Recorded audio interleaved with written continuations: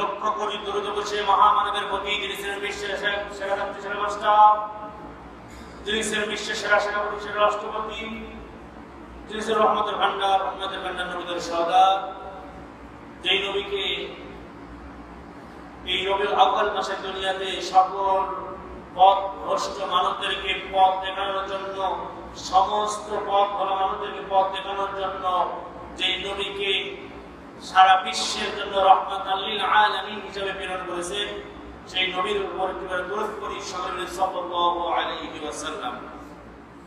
সম্মানিত হাজিরিন, এবার 7 নাম্বার, আল্লাহ রাব্বুল আলামিন বলেন যারা মুত্তাকি, যাদের অন্তরের মধ্যে আমার ভয় থাকবে, আমার আল্লাহর ভয় থাকবে, যারা তাকওয়াবান হবে, যারা আল্লাহ ভীরু হবে, আমার আল্লাহ বলেন আমি তাদের এমন একটা মহা প্রতিদান দান করব, আর আমি আল্লাহ তাদের জীবনের গুনাহ খাতাগুলো মাফ করে দেব। বলে বলেন সুবহানাল্লাহ। আল্লাহ রাব্বুল আলামিন বলেন ওয়া মান ইয়াত্তাকিল্লাহা ইউকাফির আনহু সাইয়্যাতিহি ওয়া ইউ'যিম লাহু আজরা। সূরা তালাকের 5 নম্বর আয়াত আল্লাহ রাব্বুল আলামিন বলেন ওয়া মান ইয়াত্তাকিল্লাহা, যারা তাকওয়া অবলম্বনকারী, যারা মুত্তাকি, যারা আল্লাহ ভীরু, আমার আল্লাহ ঘোষণা করে কাফির আনহু সাইয়্যাতিহি, আমি আল্লাহ তাদের জিন্দেগীর সকল গুনাহ খাতাগুলো মাফ করে দেই। যারা বলেন সুবহানাল্লাহ। ওয়া ইউ'যিম লাহু আজরা, আর আমি আল্লাহ তাদেরকে মহা পুরস্কার, মহা প্রতিদান, সব থেকে সফলতা দান করে দেই। যারা বলেন সুবহানাল্লাহ। 8 নাম্বার, যারা মুত্তাকি, আমার আল্লাহ বলছেন মুত্তাকি, যারা তাকওয়া অবলম্বনকারী, যাদের অন্তরের মধ্যে আমার আল্লাহর ভয় থাকবে, যারা আল্লাহ ভীরু হবে, আমার আল্লাহ ঘোষণা করে দেন আমি আল্লাহ তাদেরকে আসমান এবং জমিনের সকল বরকতের দরজা খুলে দেই। যারা বলেন সুবহানাল্লাহ। ওয়াত্তাকাউ লাফতাহনা আলাইহিম বারাকাতিম মিনাস সামাই ওয়াল আরদ। সূরা আ'রাফের 96 নম্বর আয়াত আল্লাহ রাব্বুল আলামিন বলেন ওয়াত্তাকাউ, যারা তাকওয়া অবলম্বনকারী, যারা মুত্তাকি, যাদের অন্তরের মধ্যে আমার আল্লাহর ভয় আছে, যারা আল্লাহ ভীরু, ওয়াত্তাকাউ, যারা তাকওয়া অবলম্বনকারী হবে, মুত্তাকি হবে, লা ফাতাহনা আলাইহিম বারাকাতিন মিনাস সামাই ওয়াল আরদ, মিনাস সামাই ওয়াল আরদ, আসমান এবং জমিনের সকল বরকতের দরজা আমি আল্লাহ তার জন্য খুলে দেই। যারা বলেন সুবহানাল্লাহ। 9 নাম্বার, যারা মুত্তাকি, যারা তাকওয়া অবলম্বনকারী, যাদের অন্তরের মধ্যে আমার আল্লাহর ভয় আছে, যারা আল্লাহ ভীরু, আমার আল্লাহ বলে গায়েব থেকে এমন জায়গা থেকে আমি রিজিকের ফয়সালা করে দেব যে সে টেরও পাবে না, কল্পনাও করতে পারবে না। যারা বলেন সুবহানাল্লাহ।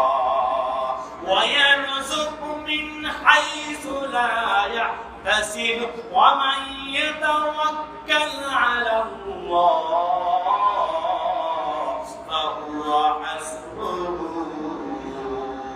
সূরা তালাকের 3 নম্বর আয়াত আল্লাহ রাব্বুল আলামিন বলেন যারা মুত্তাকি হয়, যারা তাকওয়া অবলম্বনকারী হয়, যাদের অন্তরে আমি আল্লাহর ভয় আছে, আমি আল্লাহ ভীরু, যারা আমি আল্লাহ ঘোষণা করে দিলাম তাদেরকে আমি এমন জায়গা থেকে ওয়ায়ারযুকু মিন হাইসু লা ইয়াহতাসিব, আমি এমন জায়গা থেকে তাদের রিজিকের ফয়সালা করে দেব, রিজিকের ব্যবস্থা করে দিব যা তারা কল্পনাও করতে পারবে না যে কিভাবে রিজিকের ফয়সালা হয়ে গেল। যারা বলেন সুবহানাল্লাহ।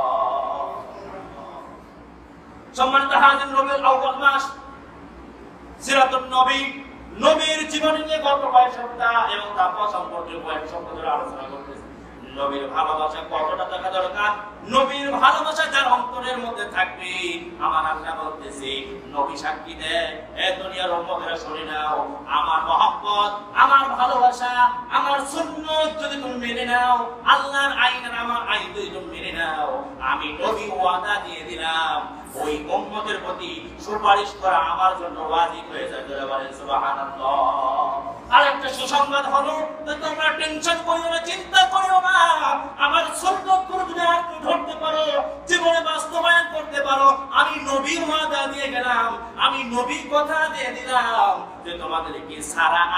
নবী জান্নাতে যাব না, সকল নবীরা আগে জান্নাতে যাবে, তারপরে উম্মতের যাবে। আর আমার নবী বলে না না, আমার উম্মতদেরকে আমি সবার আগে জান্নাতে দিই, আমি পিছে পিছে সকলের পিছে পিছে আমি জান্নাতে চলে যাব। জোরে বলেন সুবহানাল্লাহ। কি নবী পেয়েছি? অন্য নবীরা আগে জান্নাতে গিয়ে বসে থাকবে, আর আমার নবী বলতেছে না, আমার একটা উম্মতকে ছাড়া, আমার যে উম্মতগুলো আমার অনুসরণ করেছে, অনুকরণ করেছে, আমার আনুগত্য করেছে, আমার সুন্নাত মেনেছে, এমন একজন উম্মতকে ছাড়া আমি জান্নাতে যাব না। বলেন সুবহানাল্লাহ। কি নবী পেয়েছি? এই নবী যদি আনুগত্য করতে পারি, সুন্নাত মানতে পারি, তাহলে আমরা মনে করি মনে হয় আমাদের চেহারা সুরত দেখে, আমাদের লেবাস দেখে মনে হয় জান্নাত দেবে। না না না, যদি চেহারা সুরত দেখেই জান্নাত দিত আমার আল্লাহ, তাহলে আফ্রিকার একটা মানুষও জান্নাত পেত না। কারণ আফ্রিকার মানুষদের চেহারা সুরত ভালো না। হযরত বেলাল তার চেহারা কালো কুৎসিত, হাদিসের মধ্যে প্রমাণ করে বাতিলের তলায় যেমন কালো, তার থেকেও বেশি কালো বেলাল। তাহলে চেহারা দেখেই যদি জান্নাত পাওয়া যেত, তাহলে বেলাল জান্নাত পেত না। কোন বেলাল? যেই বেলাল আযান না দিলে সুবে সাদেক হতো না, সকাল হতো না, ফজর হতো না, বন্ধ হয়ে যেত, তাহলে ওই বেলালকে আমার আল্লাহ কত কবুল করেছে। ওই বেলালের জীবনের দিকে যদি তাকান, হাজারো হাজারো ঘটনা আছে। একদিন বেলাল সর্বপ্রথম যখন অসুস্থ হয়ে পড়ে, বেলাল যখন মালিকের কাছে আসে, এই মালিকের কাছে দেখতে হঠাৎ করে রাত্রে বেলা অনেক জ্বর, এই জ্বর নিয়ে বসে আছে, আর চিন্তা করতেছে এই জ্বর ভালো না হওয়া পর্যন্ত কোনো কাজকর্ম করা যাবে না। এখন বেলালের মালিক এসে বলতেছে, হ্যাঁ বেলাল, এই যে 8 কেজি গম আছে, এই গমটা সুন্দর করে আটা তৈরি করো, সকালবেলায় আমার লাগবে। এই কথা বলেছে। বেলাল চিন্তা করতেছে, আমার যেই জ্বর, আমি শুয়ে থাকতেই পারি না, আর বসে থেকে চাটা দিয়ে যদি এই গমটা আমি আটা তৈরি করি আমি বাঁচবো না। কিন্তু এখন যদি মালিকের মুখে মুখে কথা বলি, এইটাও তর্ক হয়ে যায়, বেদবি হয়ে যায়। না না, এইটাও বলা যাবে না। মালিক যখন চলে গেছে, অনেক কষ্ট করে বসেছে, বসে যখন আটা করার জন্য গমগুলো জাতার মধ্যে দেয়, এক পাক দেওয়ার পর পড়ে যায়, আবার এক পাক দেওয়ার পর পড়ে যায়, এই করতে করতে 2টা 3টা বেজে যায়। 4টা যখন বেজে গেছে, 4টা বেজার পর 10 কেজি গম দিয়েছিল, 5 কেজি কষ্ট করে সারা রাত্রি ডলন করেছে, আটা করেছে। আটা করার পর বেলাল হঠাৎ করে বেহুশ হয়ে জ্ঞান হারা হয়ে পড়ে গেছে। জ্ঞান হারা হয়ে যখন পড়ে গেছে, সকালবেলা সুবে সাদেক হয়ে গেছে, ভোর হয়ে গেছে, সকাল হয়ে গেছে, মালিক চলে গেছে। বেলালের ঘরে এসে বলতেছে, হ্যাঁ বেলাল, আমি যে 10 কেজি আটা করার জন্য গম দিয়েছিলাম, কি ব্যাপার, তুমি এখন আটা করো নাই কেন? বেলাল বলতেছে, মালিক, আমি অসুস্থ, এই জন্য আমার প্রচন্ড জ্বর, এই জন্য আমি আটা করতে পারি নাই। এই কথা বলার সঙ্গে সঙ্গে মালিকটা ছিল ইহুদি, সঙ্গে সঙ্গে চুলের মুঠিটা ধরছে। বেলাল বর্ণনা করে, চুলের মুঠি ধরে এমন ভাবে আমাকে হেঁচকা টান দিয়েছে, চুলের মুঠি ধরে এমন ধরে হেঁচকা টান দিয়েছে, হাতের মধ্যে যতগুলো চুল ছিল ছিঁড়ে গেছে, আমার মনে হলো আমার কলিজাটা বের হয়ে যায়। বেলাল বলতেছে, আমার চুলের মুঠি ধরে যখন টান দিয়েছে, আমার মাথার চুলগুলো ছিঁড়ে সব হাতের মধ্যে চলে গেছে। আমি যখন বসে আছি, শুয়ে পড়লাম, আবার আমার চুলের মুঠি ধরে দাঁড় করিয়েছি, দাঁড় করার পর আমি দাঁড়িয়ে থাকতে পারি না, বসে গেছি। বসে যাওয়ার সঙ্গে সঙ্গে আমার মালিক এমন জোরে এক লাথি মেরেছে আমার বুকের মধ্যে। বেলাল বর্ণনা করে, মৃত্যু পর্যন্ত ওই ব্যথাটা আমার বুকের মধ্যে ছিল। এইভাবে নির্যাতন করার পর, এইভাবে মারার পর সারা শরীরটা রক্তাক্ত হয়ে গেছে, সারা শরীরটা ফুলে গেছে।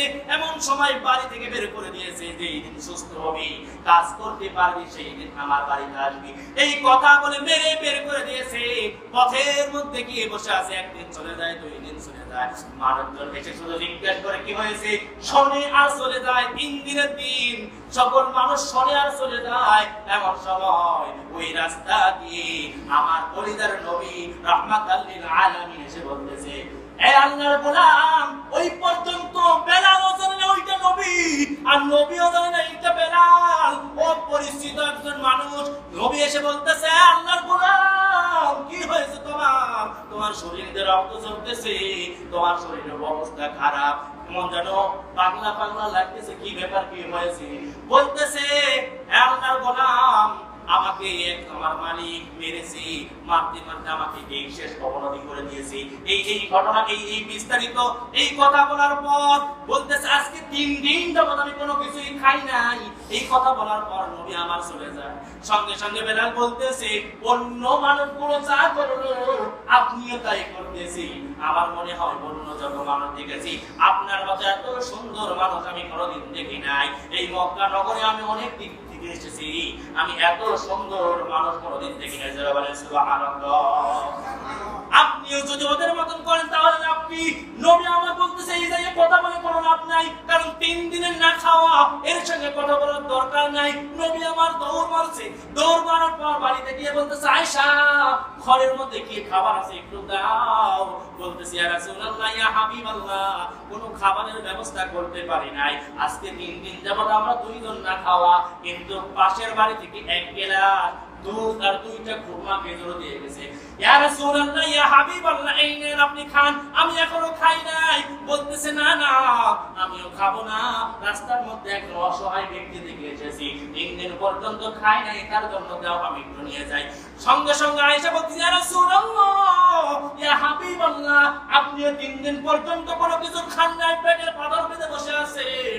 আমি আয়েশাও পেটে পাথর বেঁধে বসে আছি, কোনো কিছুই খাই নাই, তাহলে এইটাকে আমরা খাবো না। নবী আমার বলতেছে, না না, পথের মধ্যে পথিক অসহায় অবস্থায় আছে, আমরা যদি খেয়ে নেই আর সে যদি মারা যায়, আমার একটা উম্মত মারা গেলে আমি আল্লাহর সামনে কেমনে দাঁড়াবো? এই কথা চিন্তা করে 1 গ্লাস দুধ আর 2টা খুরমা খেজুর ওই পাগলের কাছে দৌড় মারছে। যাওয়ার পর যখন দুধটা খাওয়াইছে, 2টা খেজুর বেলালকে খাওয়ায়। এখনকার বাংলাদেশের মতন দুধ নয় যে 10 কেজি দুধে 1 কেজি পানি দেয়, ওই দুধ নয়, টাটকা গাভীর দুধ, আর এত সুন্দর ঘন দুধ যে 1 গ্লাস দুধ খায় বেলাল শক্তি ফিরে পেয়েছে, খেজুর খেয়ে শক্তি ফিরে পেয়েছে। সঙ্গে সঙ্গে বলতেছে, আপনি কি? আমার সন্দেহ হয়, কারণ এত সুন্দর মানুষ, এত সুন্দর চরিত্রের মানুষ আমি এতদিন পর্যন্ত কোনোদিন দেখি নাই।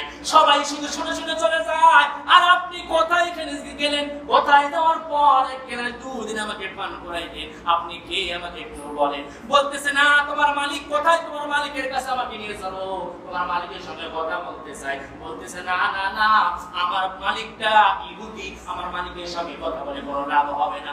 বলতেছে, তাহলে আমি তোমাকে একটু সাহায্য করতে চাই, কিভাবে সাহায্য করতে পারি? বেলাল বলতে, তাহলে চলেন, আমার সঙ্গে চলেন, আমার কাজটা যদি আমি করতে পারি তাহলে আমার মালিক আমাকে খেতে দেবে। বলে, তাহলে চলো, তোমার ঘরের মধ্যে চলো। ঘরের মধ্যে যাওয়ার পর ওই যে বাকি 5 কেজি আটা আছে আর 5 কেজি গম আছে, ওই গমটা মিশার জন্য নবী বলতেছে, নবীর গায়ের মধ্যে চাদর মোবারক ছিল, এই চাদর মোবারকটা ওই বেলালের গায়ে দিয়ে বলতেছে, বেলাল, তোমার শরীর অসুস্থ, তুমি শুয়ে থাকো, আমি তোমার এই 5 কেজি গম আটা করে দিচ্ছি। আল্লাহু আকবার। নবী আমার সঙ্গে সঙ্গে জাটার কাছে বসে গেছে, বসে গিয়ে আটা করার জন্য তৈরি হচ্ছে। এমন সময় বেলাল শরীর ক্লান্তর জন্য ঘুমিয়ে গেছে। ঘুমানোর পর সকাল হয়ে গেছে, সুবে সাদেক যখন হয়ে যায়, বেলাল বলতেছে, আমি এক ছিদ্র দিয়ে দেখি নবী আমার সুন্দর করে আটা করাইতেছি আর আটা করতেছি, কিন্তু আটা করতে করতে করতে করতে শরীর থেকে ঘাম ঝরতেছে। আমি যখন ঘামের দিকে তাকাইলাম দেখি 1 ফোঁটা করে ঘাম পড়তেছে। কেন ঘাম দুনিয়ার জমিনের মধ্যে পড়ে না, ওই ঘামের সঙ্গে সঙ্গে যেন একটা মুক্তা দানা আসতেছে। আল্লাহু আকবার। সঙ্গে সঙ্গে আমি বেলাল বুঝতে পারলাম এটা সাধারণ কোনো মানুষ নয়। সঙ্গে সঙ্গে পাটা জড়িয়ে ধরে বলতেছে, আপনি কি একটু বলেন, কারণ যেমন তেমন মানুষ হইলে এমন হওয়ার কথা না। ঘাম পড়তেছে, এই ঘামটা হীরার টুকরার মতো ওর কেমন যেন ঝকমক করতেছে। না না, আপনি যেন তেন মানুষ হতে পারেন না, আপনি একটু বলেন, আপনার পরিচয় না দিলে এই ঘর থেকে ছাড়া দেব না। সঙ্গে সঙ্গে নবী আমার বেলালকে বলতেছে, বেলাল, তুমি তো অবশ্যই শুনেছো আব্দুল্লাহর পুত্র মুহাম্মদ, আমি হলাম শেষ জামানার নবী মুহাম্মদ। সুবহানাল্লাহ। বেলাল বলতেছে, এতদিন পর্যন্ত শুনে আপনার কথা শুনেছি, আর আমার মালিক আপনার নামে বদনাম করেছে। আর যখন আমি নিজে চোখে আপনাকে দেখলাম, আমার আর বুঝতে বাকি নাই আপনি সারা জাহানের নবী, আপনি সকল উম্মতের নবী, আপনি বিশ্ব নবী, রাহমাতাল লিল আলামিন। আমার বুঝতে বাকি নাই, আমাকে হাত দিয়ে বলতেছে, ইয়া রাসূলুল্লাহ, ইয়া হাবিবাল্লাহ, আমার হাতটা নেন আর আমাকে কালিমা পড়ে মুসলমান বানিয়ে দেন। যারা বলেন সুবহানাল্লাহ। কালিমা পড়ে মুসলমান হয় যখন, নবী রাতের অন্ধকারে আবার বিদায় নিয়ে চলে গেছে। ওই বেলাল ওই জায়গায় আছে। কিছুদিন পর যখন মালিক জানতে পারছে যে বেলাল মুসলমান হয়ে গেছে, ওই নবীর প্রতি হাত রেখে কালেমা পড়ে মুসলমান হয়ে গেছে, এইটা জানার পর ওই ইহুদি মালিক বেলালকে এত টর্চার নির্যাতন শুরু করেছে যে লোহা গরম করে পিঠের মধ্যে সেকা দেয়, আবার জিহ্বার ধরে পেরাক মেরে দেয়। এইরকম ভাবে শাস্তি দিতে দিতে একদিন হঠাৎ করে বেলাল অসুস্থ হয়ে পড়ে গেছে।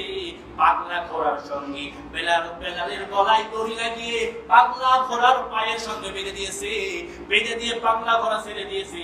পাগলা ঘোড়া দৌড়াইতেছে, এইদিকে বালির উত্তাপ বালু, ওই বালির মধ্যে বেলাল উতলা পাতলা হইতে চলে যায়। এমন ঘটনা বের হযরত আবু বকর থেকে বলতেছে, নবীর কাছে একটু যাওয়া দরকার।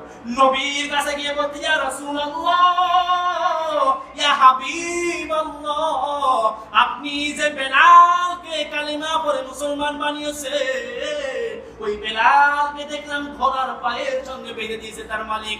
জান ওই বেলালকে একটু বাঁচান, নইলে বেলাল কিন্তু মারা যাবে। ইন্নাল্লাহা আশতারা মিনাল মুমিনিনা আনফুসাহুম ওয়া আমওয়ালাহুম বিআন্না লাহুমুল জান্নাহ। আমার আল্লাহ এমনি জান্নাত দেবে না, আপনার জান এবং মালের বিনিময় আমার আল্লাহ জান্নাত দিবেন। আপনি মনে করতেছেন যে আমি দুনিয়ায় আসছি, যা ইচ্ছা তাই করব আর জান্নাত পেয়ে যাব, তা নয়। সাহাবীরা কত কষ্ট কত ত্যাগ স্বীকার করেছে, এই জন্য তাদের জন্য আমার আল্লাহ জান্নাত বরাদ্দ করেছে। এই জন্য জান এবং মালের পরীক্ষা দিয়ে আমাদেরকে জান্নাত ক্রয় করতে হবে। এখন আমাদের ঈমান কতটুকু? বারবার ওই বেলালের মালিক বলতেছে, ওই কালেমা ছেড়ে দে, আল্লাহকে ভুলে যা, তাহলে তোকে maaf করে দেব, আল্লাহকে ভুলে যা, তাহলেই maaf করে দেব। বেলাল বলতেছে, আহাদ আহাদ, আমার আল্লাহ একজন, যে একবার মুখে স্বীকারোক্তি করেছি জীবন চলে যাবে, ঈমান ছাড়ব না। জোরে বলেন সুবহানাল্লাহ। আর আমাদের ঈমান 10 টাকা 50 টাকা 100 টাকা 500 টাকা দিলে আমাদের ঈমান বিক্রি হয়ে যায়। কথা বলেন ঠিক কিনা? এই ঈমান দিয়ে জান্নাত পাওয়া সম্ভব না। এই জন্য জান এবং মালের বিনিময় আমার আল্লাহ জান্নাত দিবেন। আমার জান এবং মাল যদি আমি আল্লাহর রাস্তায় খরচ করতে পারি, আল্লাহর জন্য ব্যয় করতে পারি, আল্লাহকে দিতে পারি, তাহলে এই জান আর মালের বিনিময় আমাকে আমার আল্লাহ নিয়ামতপূর্ণ জান্নাত দিবে। জোরে বলেন সুবহানাল্লাহ।